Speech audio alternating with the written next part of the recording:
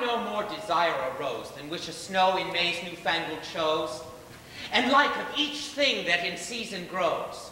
So you, to study now it is too late. Climb o'er the house to unlock the little gate.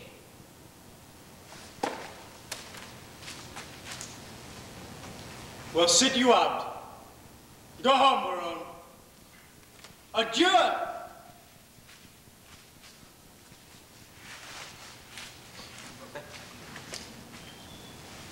No, my good lord. I have sworn to stay with you.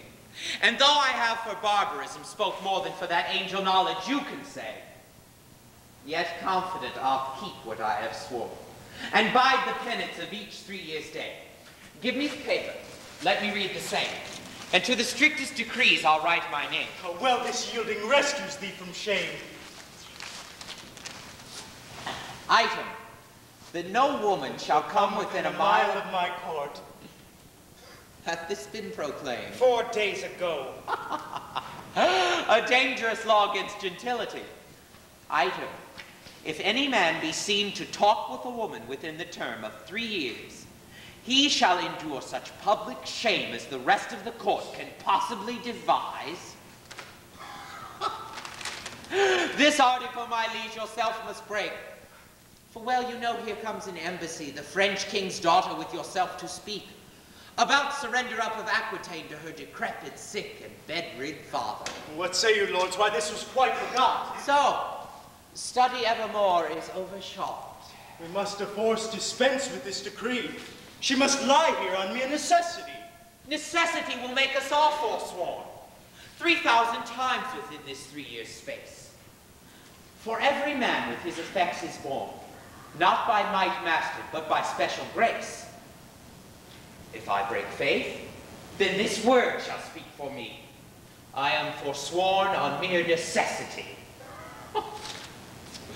So to the laws at large I'll write my name, and he that breaks them in the least degree stands an attainder of eternal shame. Temptations are to others as to me, but I believe, although I seem so loath, I am the last that will last keep his oath.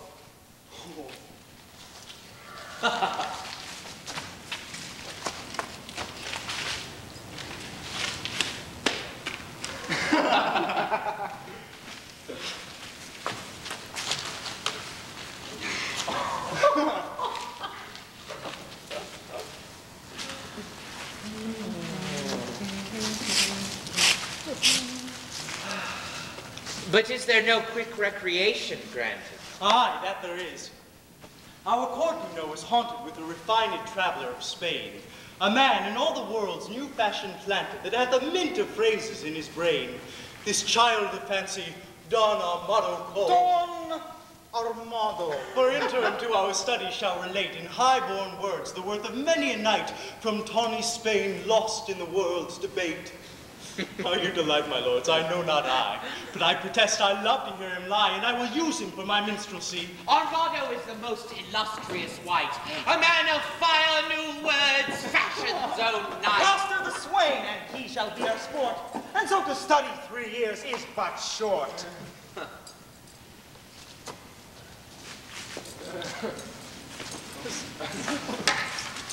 Which is the Duke's own person?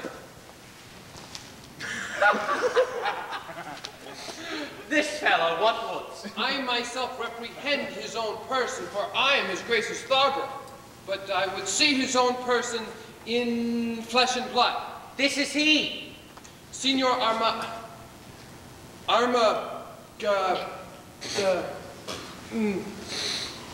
commend you.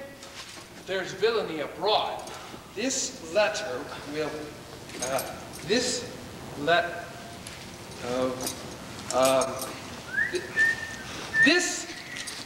letter will tell you more.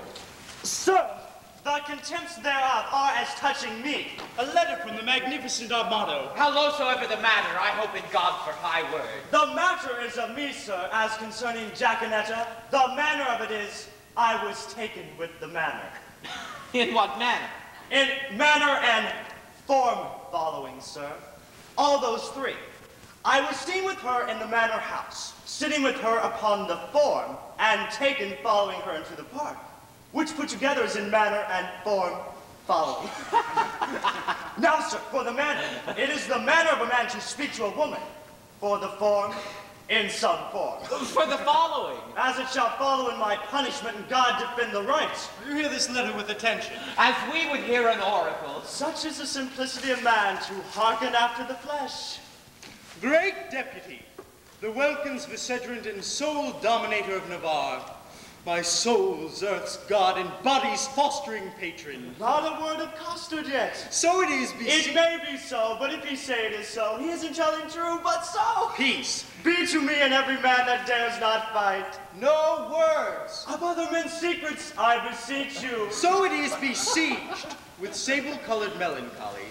I did commend the black oppressing humor to the most wholesome physic of thy health-giving air, and as I am a gentleman, betook myself to walk. The time went.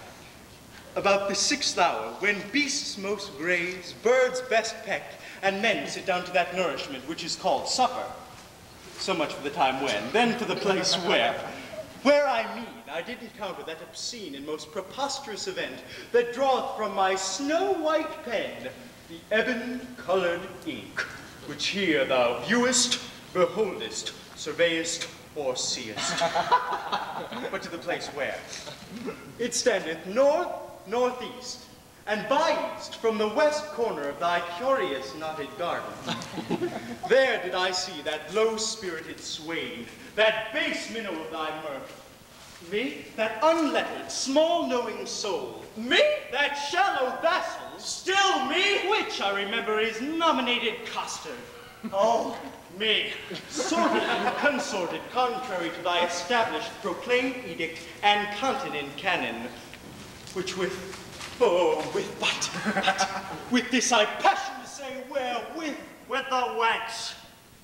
With a child of our grandmother Eve, a female, or for thy more sweet understanding, a woman. Him I, as my ever-esteemed duty pricks me on, have sent to thee to receive the meed of punishment by thy sweet grace's officer, Anthony Dull, a man of good repute, carriage, bearing, and estimation. Me, and shall please you, for I am Anthony Dull. For Jack and Netta, so is the wicker vessel called, which I apprehended with the aforesaid sway. I keep her as a vessel of thy law's fury, and shall at the least of thy sweet notice bring her to trial. Thine in all compliments of devoted and heart-burning sheet of duty, Don Adriano de Armado. This is not so well as I looked for, but the best that ever I heard. The best of the worst. But Sirrah, what say you to this? Sir, I confess the wench. Did you hear the proclamation? I do confess much of hearing it, but little of the marking of it. It was proclaimed a year's imprisonment to be taken with a wench. I was taken with none, sir. I was taken with a damsel. Well, it was proclaimed damsel. This was no damsel neither, sir. She was a virgin. It is so very too, for it was proclaimed virgin. If it were, I deny her virginity. I was taken with a maid. This maid will not serve your turn, sir. This maid will serve my turn, sir.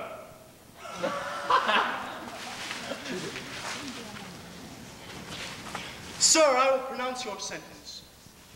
You shall fast a week with bran and water. I'd rather pray a month with mutton and porridge. And Don Armado shall be your keeper. My Lord Baron, see him delivered o'er. And go, we lords, to put in practice that which each to other hath so strongly sworn.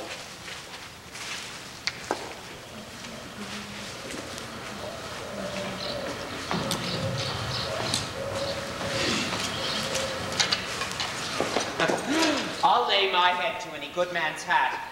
These oaths and laws will prove an idle scorn.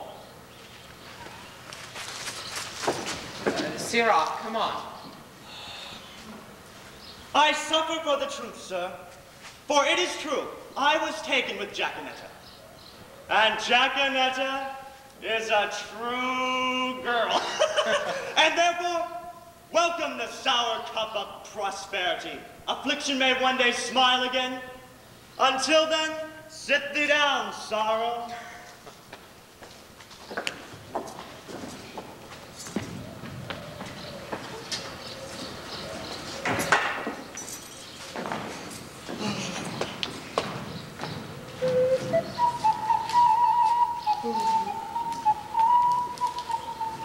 Boy, what sign is it when a man of great spirit grows melancholy? A great sign, sir, that he will look sad. Why, sadness is one and the self-same thing, dear imp. No, oh, no, sir, no. How canst thou part sadness and melancholy, my tender juvenile? By a familiar demonstration of the operation, my tough senior. Why, tough signor? Why, tough signor? Why, tender juvenile? Why, tender juvenile? I spoke it, tender juvenile, as a congruent epitheton appertaining to thy young days, which we may nominate tender. And I, tough senior, as an appurtenant title to your old time, which we may name tough. Pretty and apt. I will hereupon confess I am in love, and as it is base for a soldier to love, so am I in love with a base wench.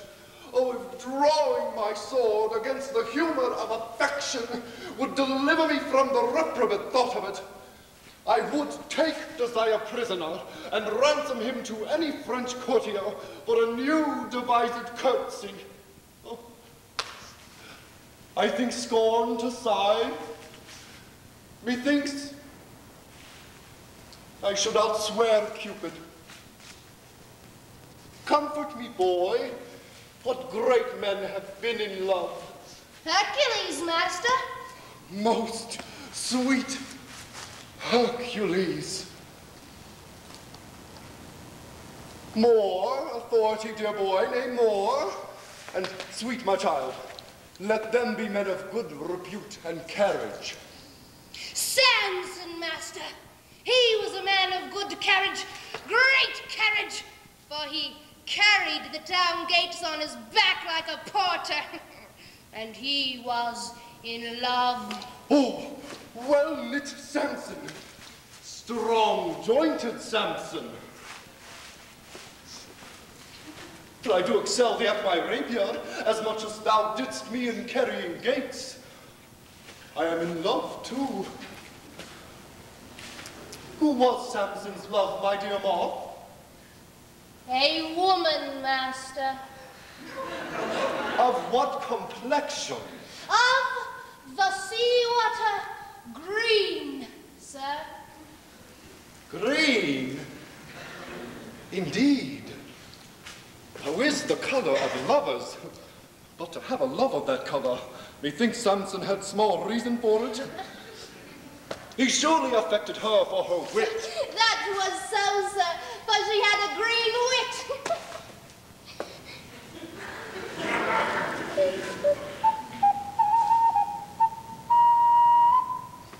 Is there not a ballad, boy, of the king and the beggar? The world was very guilty of such a ballade some 3 ages since, but I think now 'tis not to be found. I will have that subject newly writ o'er, that I may example my digression by some mighty precedent. Boy, I do love that country girl that I took in the park with a rational clown Costard. She deserves well. To be whipped, and yet better loved than my master. Sing, boy. My spirit grows heavy in love. And that's great marvel, loving a light wind. I say sing. Forbear, till this company be past.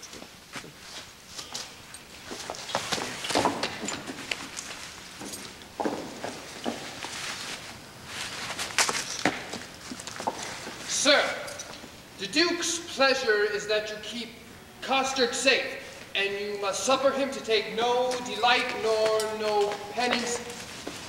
But I must fast 3 days a week. For this damsel, I must keep her at the park. She is allowed for the day woman. Fare you well. I do betray myself with blushing. Maid! Man! I will visit thee at the lodge. That's hereby. I know where it is situated. Lord, how wise you are. I will tell thee wonders. With that face? I love thee. So I heard you say. And so, farewell. Farewell after you. Come, Jackanetta. Away! Come. Villain, thou shalt fast for thy offences ere thou be pardoned.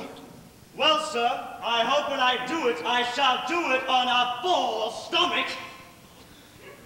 Take away this villain. Shut him up. Come, you transgressing slave, away. Let me not be pent up, sir. I will fast be loose. No, sir, that were fast and loose. Thou shalt to prison. Well, if ever I do see the merry days of desolation that I have seen, some shall see. What shall some see? Nay, nothing, Master Mott, but what they look upon. It is not for prisoners to be too silent in their words, and therefore I will say nothing. I thank God I have as little patience as another man, and therefore I can be quiet.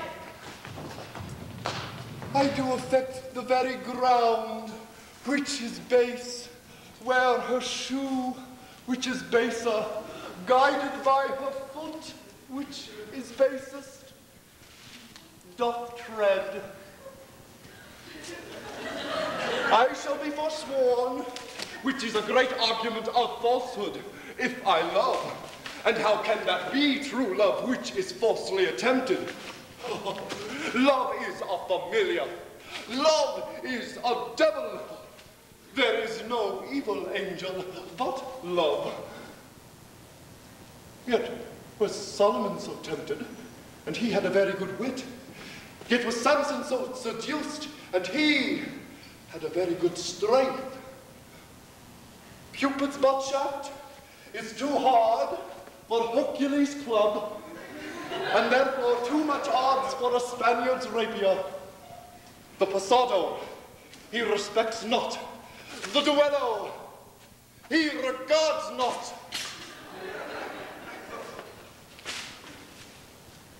His disgrace is to be called boy, but his glory is to subdue men. Adieu, valor.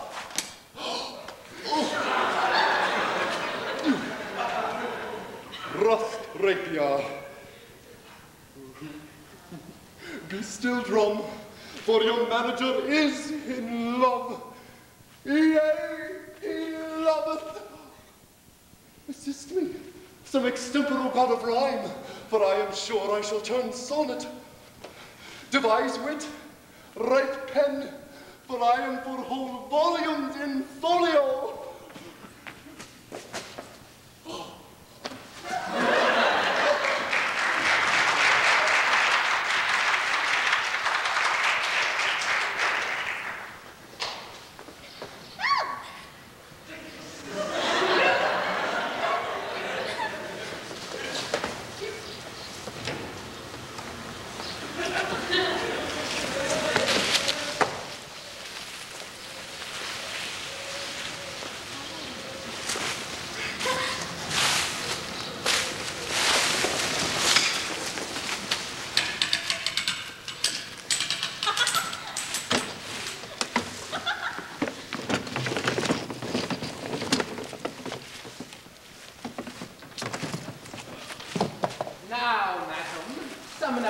Dearest spirits, consider who the king your father sends, to whom he sends, and what's his embassy.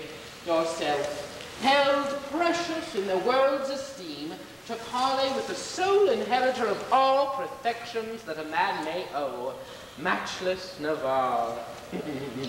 The plea of no less weight than Aquitaine, a dowry for a queen.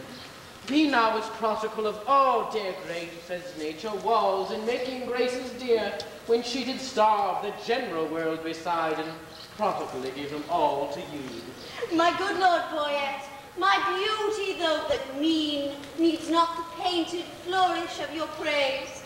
I am less willing to hear you tell my worth than you much willing to be counted wise in spending your wit in the praise of mine. But now, to task the tasker. Good Boyet, you are not ignorant, or All telling flame doth noise abroad, the bar hath made a vow. Till painful study shall outwear 3 years, no woman may approach his silent court. Therefore 'tis seemeth it a needful course, before we enter his forbidden gates, to know his pleasure, and in that behalf, bold of your worthiness, we single you as our best moving fair solicitor. Tell him, the daughter of the King of France, on serious business, craving quick dispatch, importunes personal conference with his grace. Haste, signify so much, while we attend like humble-visaged suitors his high will. Proud of employment, willingly I go. All pride is willing pride, and yours is so.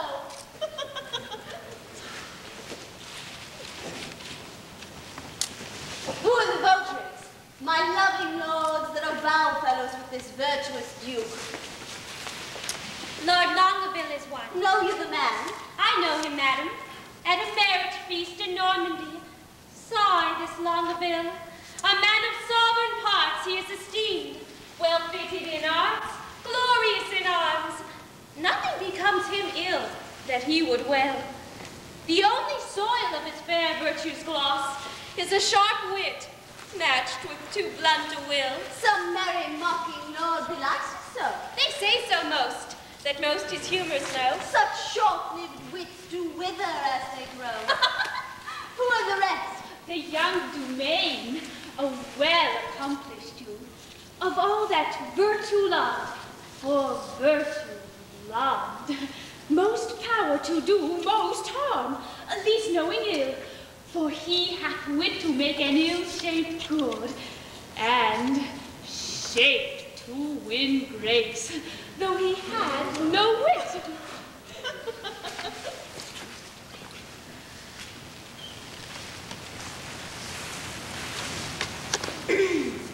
Another of these students at that time was there with him, if I have heard a truth.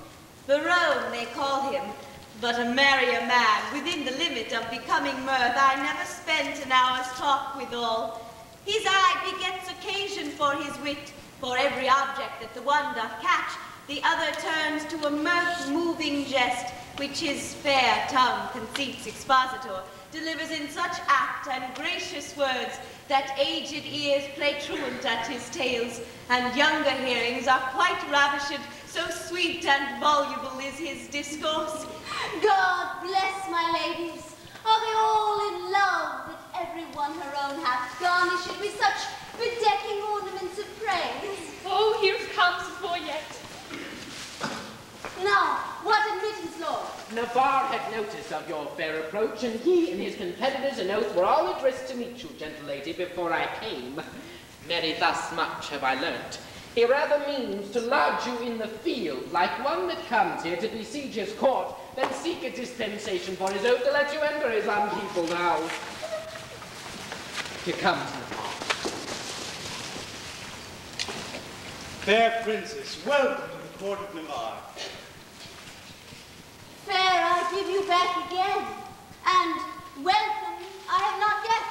The roof of this court is too high to be yours, and welcome to the wide fields, too base to be mine. You shall be welcome, madam, to my court. I will be welcome then. Conduct me thither. Hear me, dear lady, I have sworn an oath. Our Lady, help my lord, to be forsworn. Not for the world, fair madam, by my will. Why, will shall break it. Will and nothing else. Your ladyship is ignorant what it is. Were my lord so, his ignorance were wise. Well, now his knowledge must prove ignorance. I hear your grace hath sworn out housekeeping. 'Tis deadly sin to keep that oath, my lord, and sin to break it. But, pardon me, I am too sudden bold. To teach a teacher ill beseems me. Vouchsafe to read the purpose of my coming, and suddenly resolve me in my suit. Madam, I will, if suddenly I may. Did not I dance with you in Brabant once? I know you did. How needless was it then to ask the question? You must not be so quick. 'Tis long of you that spur me with such questions. Your wit's too hot, it speeds too fast. 'Twill tire. Not till it leave the rider in the mire. What time of day? The hour that fools should ask. Now, fair, before your mask. Fair fall the face it covers. And send you many lovers. Amen, so you be not. Nay then, will I be gone?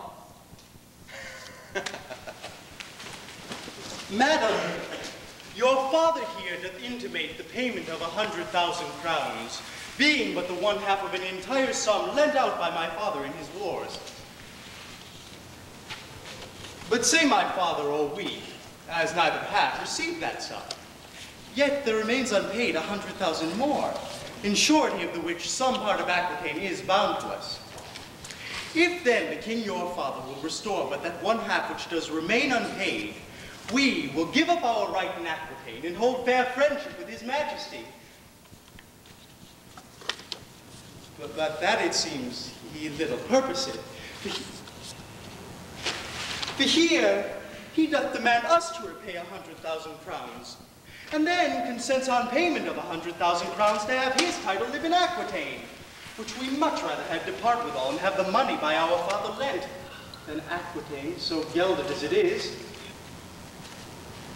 Dear princess, were not his requests so far from reason's yielding, your fair self should make a yielding against some reason in my breast, and go well satisfied to France again. You do the king, my father, too much wrong, and wrong the reputation of your name, in so unseeming to confess receipt of that which has so faithfully been paid. I do protest I never heard of it. But if you prove it, I'll give it back and yield up Aquitaine. We rest your word. Quiet! You can produce acquittances for such a sum from special officers of Charles, his father. Satisfy me so. So please your grace, the packet is not come where that and other specialties are bound. Tomorrow you shall have a sight of them. It shall suffice me, which interview all liberal reason I will yield unto. Meantime, receive such welcome at my hand, as honor without breach of honor may make tender up to thy true worthiness. You may not come, fair princess, within my gates, but here without you shall be so received as you shall deem yourself lodged in my heart, though so denied fair harbor in my house. Your own good thoughts excuse me, and farewell. Tomorrow shall we visit you again. Sweet health and fair desires consort your grace. Thy own wish I thee in every place.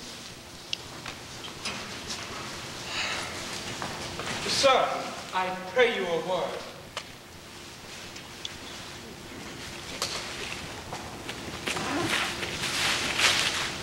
What lady is that same? The heir of Alençon, Catherine her name. A gallant lady. Monsieur, fare you well.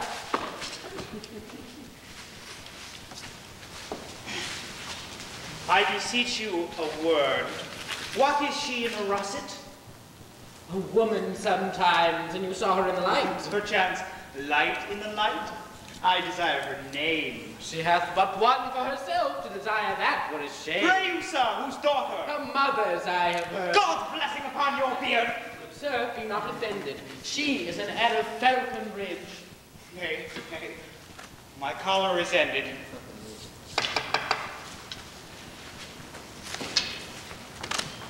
What's her name in the cap? Rosaline, by good hap. Is she wedded or no? To her will, sir, or so.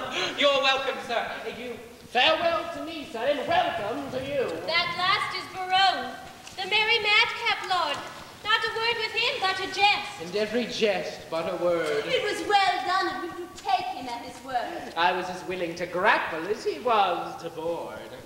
If my observation, which very seldom lies, by the heart still rhetoric, disclosed with eyes, deceive me not now, Navarre is infected. With what?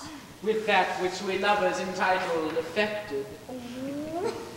Come to our pavilion. Toilette is disposed. What to speak that in words which his eye hath disclosed. I have only made a mouth of his eye by adding a tongue which I know will not lie. Thou